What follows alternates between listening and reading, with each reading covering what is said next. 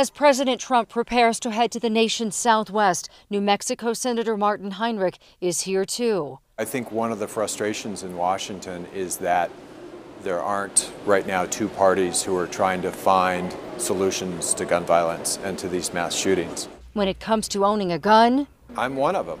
Heinrich says he is a hunter and believes in protecting the rights of law-abiding gun owners, but he also believes there should be changes in gun laws. Every shotgun I have has a plug in it so that I can't shoot more than a few times at waterfowl.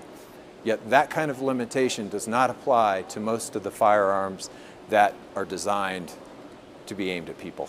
I support, for example, limits on magazine capacity, because that's something that limits not only assault-style rifles, but it also limits what you can do in terms of damage with a handgun or a shotgun. He is also a believer in universal background checks.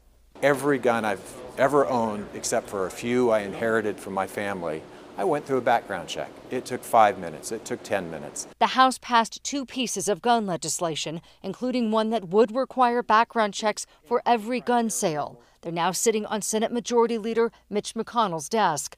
Right now, the Senate is in recess until September, but they could be called back for a vote. I will get on a plane in a heartbeat if Senator McConnell is willing to put any bill on the floor to address this issue.